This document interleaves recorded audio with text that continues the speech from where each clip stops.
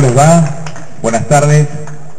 La verdad que es un gustazo estar acá en este patio con toda gente joven, lo cual es una verdadera maravilla. Es un gusto y es un privilegio estar aquí con ustedes para compartir esto que tiene mucho que ver con el presente y tiene mucho que ver con lo que nos atraviesa. Yo les pedí un pizarrón para hacerlo más emblemático posible de esto que vamos a charlar. Creo que tenemos 5 horas de aquí en adelante para charlar de la historia argentina de los últimos 200 años, pero vamos a hacer un resumen porque se van a aburrir mucho si no. Vamos a empezar con algo que es muy interesante y que de alguna manera simboliza esto que hoy tiene las 3 palabras que sintetizan la charla: empresas, iglesia y dictadura. Esto está diciendo algo: empresas, iglesia y dictadura. Estamos diciendo dinero, justificación ideológica y muerte. Una síntesis que podría sintetizarse aún más diciendo que el sistema en el cual estamos metidos, el capitalismo, necesita matar para robar. La muerte después se explica o se transmite la idea de la resignación frente a la muerte con ese gran circuito de ideas y sentimientos que genera la religión. No hay nada más poderoso ideológicamente que la religión, porque la religión se mete en el interior de cada uno de nosotros. No es una cuestión solamente racional. Hay un registro mucho más profundo, es el profundo registro de la creencia. A partir de lo que creo, soy. El que maneja la creencia, maneja lo que somos. Entonces, cuando yo digo empresa, iglesia, dictadura, estoy haciendo una síntesis de la historia más tremenda de un sistema que se mueve con el dinero, con la cruz y con la espada. Con el dinero, con la cruz y con la espada. Dicho sea de paso, la religión que se simboliza con una cruz es una falsificación, porque los primeros cristianos, con ese gran revolucionario nacido en Nazaret, tenía como símbolo el pez, no tenía como símbolo la cruz, porque la cruz es el símbolo de la tortura del imperio que mató a ese revolucionario. El revolucionario fue muerto en el símbolo de la tortura del imperio, que era la cruz. La crucifixión es un símbolo de la tortura del imperio que mató al revolucionario. Esto es muy interesante tenerlo en cuenta. No tenemos nosotros el símbolo original del cristianismo. Tenemos el símbolo original del sistema que mató al revolucionario. La religión de los oprimidos terminó siendo la religión del opresor. Esto es muy interesante tenerlo en cuenta. La cruz, el dinero y las botas. Se sintetiza, si ustedes quieren, en el viejo billete de 100 pesos. El viejo billete de 100 pesos es el que lo tiene todavía a Julio Argentino Roca en la cara. Siempre decimos esto: la síntesis del capitalismo en la Argentina está en ese viejo billete de 100 pesos con Julio Argentino Roca en la cara. ¿Por qué? Porque en la cara está Julio Argentino Roca, en el billete de 100 mangos, y cuando ustedes dan vuelta el billete, se encuentran con una parte de la avanzada de uno de los regimientos de Roca que tiene como leyenda conquista del desierto. Una gran mentira, porque no había desierto. Allí había 12.470 personas que fueron masacradas. ¿Quién dice con esta exactitud la cifra? Lo dice un gran investigador que se llama Carlos Martínez Sarasola en un excelente libro que se llama Nuestros paisanos los indios. 12.470 personas fueron masacradas por el ejército comandado en aquel momento por Julio Argentino Roca, pagado por el Estado argentino, pagado por el gobierno argentino. ¿Qué era eso? Terrorismo de Estado. El Estado pagó al ejército para hacer desaparecer a quienes molestaban en ese momento en las tierras de la Patagonia, los pueblos originarios, 12.470. Cifra exacta que no se discute generalmente en la historia argentina. ¿Qué pasó después? Eso empezó un día. Incluso ese dibujito que está en el dorso del billete de 100 pesos tiene una fecha. Es el cruce del río Limay, 24 de marzo de 1879. Las cabriolas y la gambeta de la historia. Le gusta jugar a la coincidencia a la historia. 24 de marzo de 1879, el ejército argentino, pagado por el Estado argentino, va a matar a 12.470 personas. Terrorismo de Estado. ¿Para qué? Para que después, un año después, Julio Argentino Roca sea por primera vez presidente de los argentinos. Y nos enseñaron alguna vez en la primaria y en la secundaria que la Argentina, a partir de esa presidencia de Roca, empieza a formar parte de lo que se llamaba en aquel momento la División Internacional del Trabajo. En el mundo había un taller productor de las cosas que se sacaban como materias primas en los países dominados. Nosotros nos convertíamos en la granja y además en el campo para producir las vacas y los granos para las hilanderas de Manchester, de Liverpool y de todo lo que producía el taller del mundo, que era Gran Bretaña, el imperio del mundo. Y nosotros, ¿qué éramos? Socios menores, lacayos de Gran Bretaña, pero al ser lacayos, ¿qué nos decían? Ustedes son socios de su majestad británica. Tanto es así que un sobrino de Julio Argentino Roca, en 1933, cuando se firma un tratado, que era el Tratado Roca-Runciman, en 1933, va a decir una frase de antología: somos la joya más preciosa de la corona de su graciosa majestad. La Argentina se vanagloriaba de esa dependencia con Gran Bretaña. ¿Qué significaba eso? La Argentina se incorporaba al primer mundo del siglo XIX, siendo una factoría de Gran Bretaña. ¿Después de qué? Después de una matanza. ¿Después de qué? Del terrorismo de Estado. Fíjense qué metáfora. 100 años después, en 1992, Carlos Menem dice cuáles son los dibujitos de los billetes que hasta ahora transitan con nosotros en el siglo XXI. Dime el dibujito que expresa cada billete y te diré lo que te quieren hacer pensar sobre la historia argentina. Dime el valor de los dibujitos de cada billete y te diré el valor que te quieren transmitir acerca de la historia argentina. 100 años después, Menem, ¿qué dice? El mayor símbolo de poder económico en la vida cotidiana de los argentinos del siglo XXI es Julio Argentino Roca. Vale 10 veces más que Belgrano, 20 veces más que San Martín. Roca es el prócer que más vale. ¿Por qué? Porque Roca hizo lo que hizo Menem. ¿Qué hizo Menem? ¿Se acuerdan? Ingreso al primer mundo. El ingreso al primer mundo era la División Internacional del Trabajo del siglo XIX metido sobre finales del siglo XX. ¿Se acuerdan lo que dijo? Relaciones carnales con el primer mundo. ¿Después de qué? De haber hecho desaparecer a los indios del siglo XX que habían sido los militantes revolucionarios de los años 70. Por eso Roca terminó siendo la síntesis del capitalismo en la Argentina. Aquello que había generado en el siglo XIX es reivindicado por Menem sobre finales de la década del 90 en el siglo XX. Primera postal entonces. Estamos hablando de lo más fuerte que sostiene el sistema capitalista. Dinero, cruz y armas.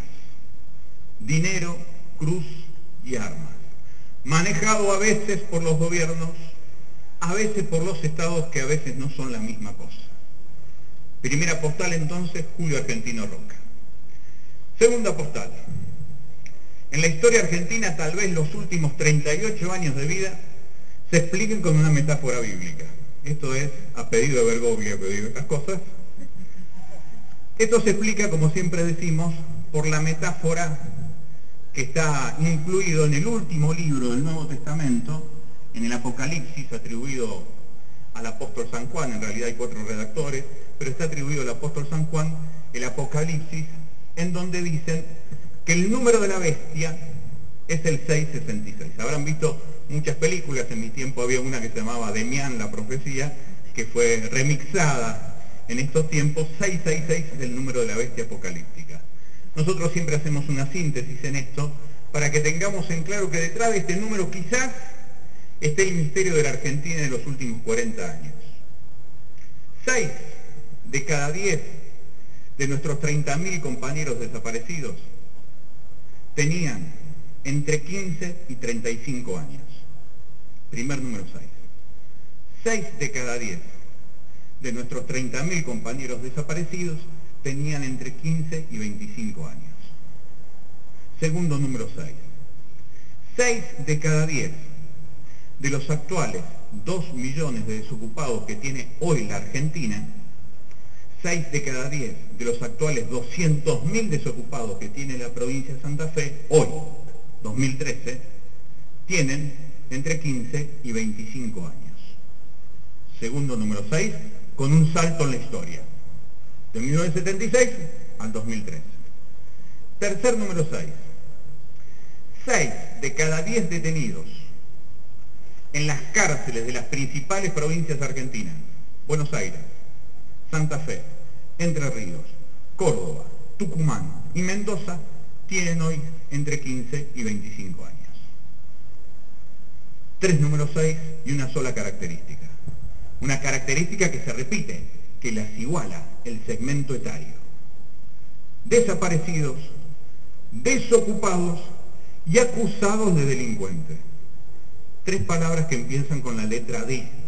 ¿Por qué decimos esto? Porque después les podemos sumar otra palabra que empieza con la letra D directamente vinculada con esta historia, la deuda externa.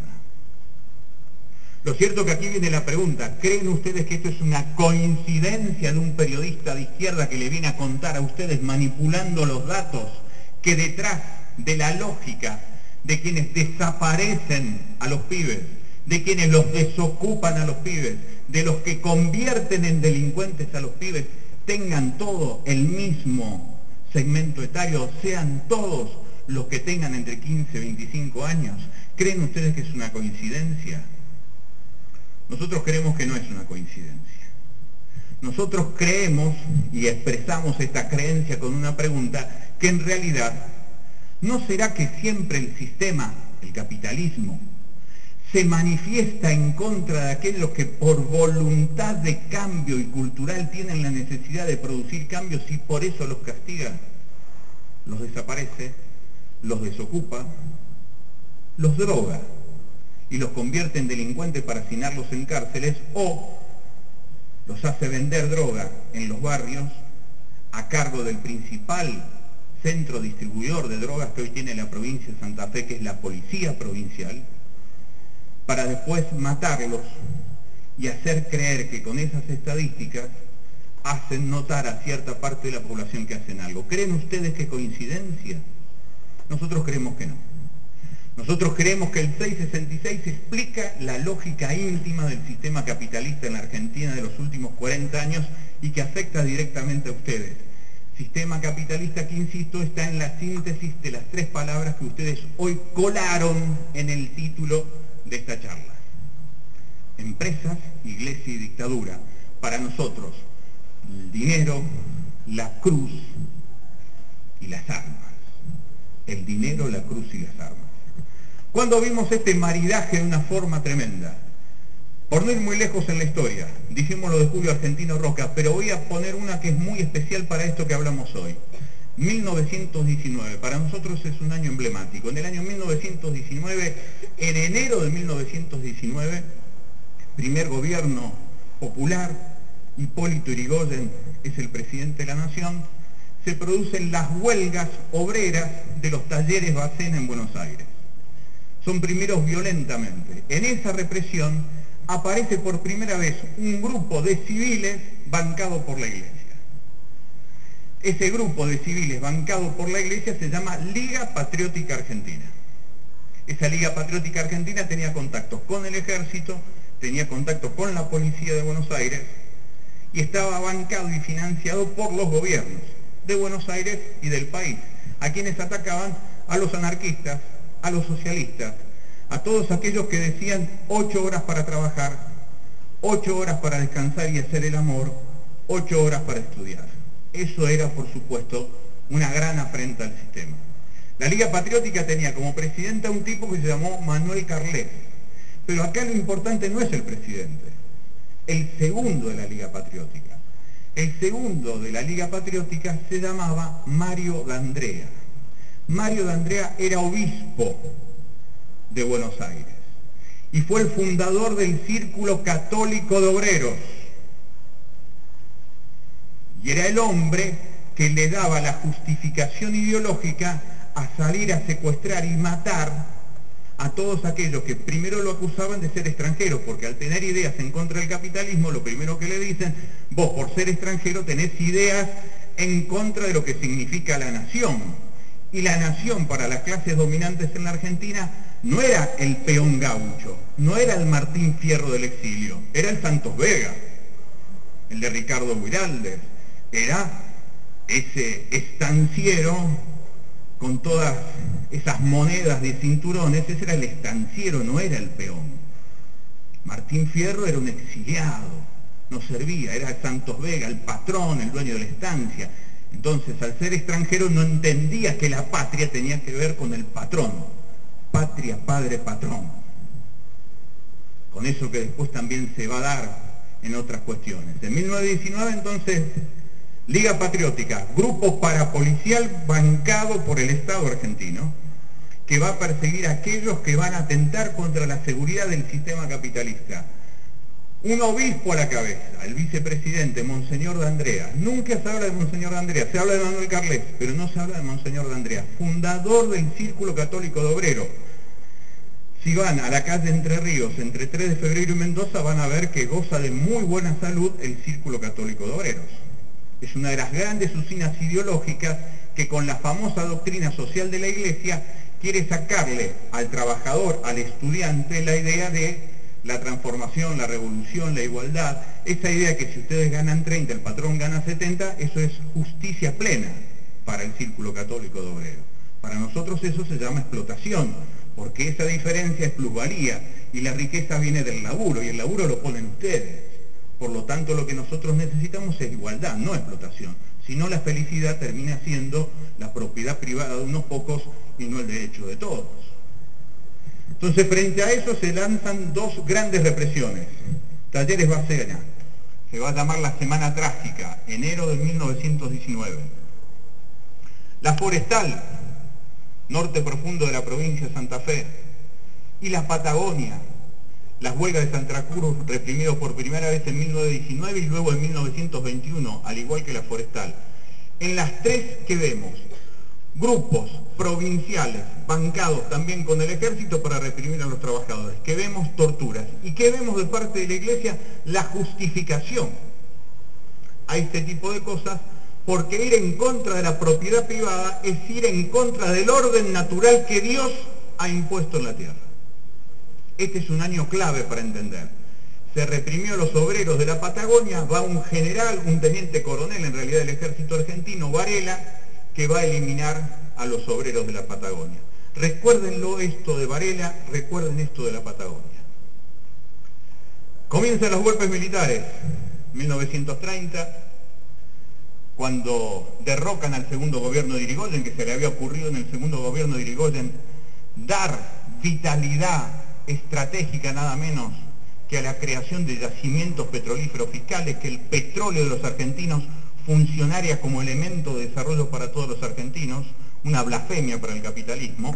Golpe de Estado, 6 de septiembre de 1930, empieza lo que se llama la década infame, empieza esta entrega tremenda, especialmente a Gran Bretaña, la miseria, las villas miserias, la proscripción al movimiento obrero.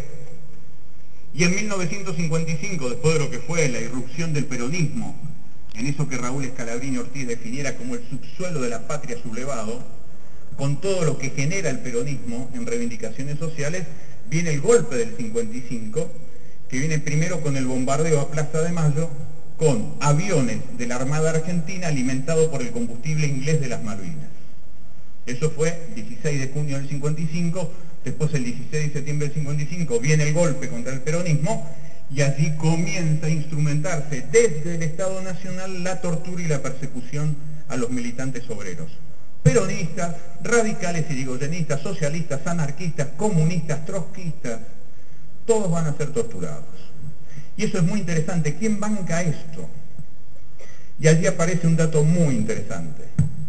En 1957, un entonces coronel del ejército argentino, Alcides López Aufrán, es mandado a las escuelas de las Américas, primer curso dictado por franceses que enseñan a torturar, es bancado por el Estado argentino en 1957, y Alcides López Aufrán va y funda en el año 62 lo que se llama el Servicio de Inteligencia del Ejército, CIDE, 1962, Batallón 601, 1962. Alcides López Aufrán, tengan en cuenta este nombre. Este muchacho, Alcides López Aufrán, va a ser el represor del Cordobazo en septiembre del 69 y en 1990 presidente de Asíndar en Villa Constitución. Nombrado el industrial del año, premio Conex del año 1990. Miren qué ejemplo de lo que estamos charlando. El represor del Cordobazo, el que había diseminado las prácticas de tortura en las Fuerzas Armadas y en las Fuerzas de Seguridad, termina siendo gerente general de Asíndar, porque reconocen las clases dominantes a quien más les prestó servicio y dicen es el mejor industrial argentino. Es un ejemplo a seguir, Alcides López Aufrán. Vienen los asos, viene el regreso de Perón, lo hacemos rápido, pero el 20 de marzo del 75 empieza el prólogo de la dictadura. ¿Dónde empieza? Villa Constitución. 20 de marzo del 75, allí hay un gerente general en Asíndar. Ese gerente general en Asíndar se llama José Alfredo Martínez de Oz, nieto del fundador de la sociedad rural. José Alfredo Martínez de Oz, el hombre que en la década del 60 había cerrado ingenios de azúcar en Tucumán, lo que va a producir el famoso Tucumán Arde, que va a tener después una interpretación muy interesante aquí en la Secretaría de los Argentinos de Rosario. Pero Martínez de Oz, el 20 de marzo del 75, paga $200 por cabeza a 4.000 tipos que son integrantes de la Policía Provincial de Santa Fe, de la Policía Federal de Rosario y de Buenos Aires, de las bandas de derecha de la Unión Obrera Metalúrgica de San Nicolás y del Sindicato de la Carne de Rosario, para que ese día, el 20 de marzo del 75, invadan militarmente Villa Constitución. Se secuestran 200 delegados de fábrica, de los cuales 70 hoy están desaparecidos. Martínez de Oz se murió hace un par de semanas atrás sin jamás responder por los crímenes de lesa humanidad que había cometido en Villa Constitución. Y allí aparece de nuevo la cruz. Cuando los 70 desaparecidos de Villa Constitución, cuando los 200 delegados de Villa Constitución van a pedir ayuda a la calle España y Córdoba, la sede del arzobispado de Rosario, ahí hay un arzobispo que se llama Guillermo Volatti. Y Guillermo Volatti dice, jamás voy a mover un solo dedo por ninguno de ellos que atentaron contra el orden natural del capital puesto por Dios en la tierra. Guillermo Volatti, arzobispo de Rosario, España y Córdoba. ¿Dónde terminan yendo los familiares de los secuestrados? A San Nicolás. Y en San Nicolás se encuentran con un obispo que se llamaba Carlos Horacio Ponce de León. Ponce de León denuncia lo que pasó en Villa Constitución. Denuncian la desaparición de los curas palotinos, 4 de julio del 76. Denuncia la muerte de su gran amigo Enrique Angelelli, 4 de agosto de 1976. Y cuando está haciendo todas estas denuncias, lo matan. 11 de julio de 1977, simulan un accidente automovilístico, que es la forma de morir de los obispos realmente cristianos. En la Argentina los obispos cristianos mueren todos de un accidente automovilístico. Enrique Angelelli el 4 de agosto del 76, el 11 de julio del 77 Ponce de León, en 1984 Monseñor Alberto Devoto de Goya Corrientes, que fue el primero que denunció al establecimiento Las Marías. El establecimiento Las Marías nos hace tomar mate todos los días. La yerba más famosa del país es la yerba que está cargada de sangre, la yerba Tarahui, porque esta yerba del establecimiento de Las Marías tiene 5 desaparecidos y el que denunció esto fue Monseñor Devoto, a quien lo terminan matando en 1984 también con un accidente automovilístico. Fíjense hasta qué punto esas cuestiones van ocurriendo y cómo empresa, iglesia y dictadura se va relacionando. De 1976 a 1983 es apasionante la manera de hablar que tienen los sacerdotes nuestros. Victorio Bonamín, que durante años daba clase en el Colegio San José y fue director del Colegio San José, decía que hacía falta un río Jordán de sangre para domesticar a las mentes apresuradas de los jóvenes argentinos. Lo mismo decía Monseñor Totolo, provicario castrense, que también había salido de aquí, de la zona de Entre Ríos. Es decir, sacerdotes que, como Monseñor de Andrea, justificaban la tortura, la muerte de aquellos que iban en contra del capital. Allí es muy interesante lo que dice Ramón Genaro Díaz Besones. Ramón Genaro Díaz Besones fue el primer comandante del segundo cuerpo de ejército. ¿Por qué digo el primero? Porque Díaz Besones asume en septiembre de 1975 sobre el segundo cuerpo de ejército que tenía jurisdicción sobre Misiones, Corrientes, Entre Ríos, Chaco, Santa Fe y me está faltando Formosa. Las 6 provincias del segundo cuerpo de ejército. Díaz Besones asume acá en Rosario, septiembre de 1975. Lo va a reemplazar Leopoldo Fortunato Galtieri, el 12 de octubre de 1976. Pero cuando Díaz Besones es retirado, llega a la Bolsa de Comercio de Rosario, Corrientes y Córdoba. Allí están todos los grandes empresarios de entonces, que son los grandes empresarios de obra.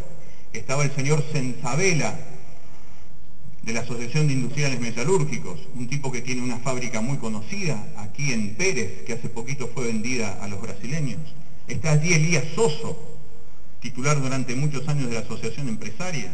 Está el señor Alberto Goyán, titular de Canal 3. Está la familia de Ovidio Lagos, titulares del diario La Capital. Todos se ponen de pie, lo aplauden y alfombra roja a Díaz Besones por lo que había sido el golpe. Está el señor Roberto Paladini, que dice: gracias a la dictadura pudimos atemperar los reclamos obreros, como nos lo dice a nosotros y figura en ese libro que tuvimos la suerte de entregarle hoy a ustedes. Todos los empresarios de la zona participan de la represión. Y Díaz Besones va a decir la gran frase que define el terrorismo de Estado. Díaz Besones va a decir: hicimos el proceso de reorganización nacional para salvar a la empresa y al capital privado. Una frase extraordinaria, síntesis clarita de lo que fue el golpe militar a partir del 24 de marzo del 76.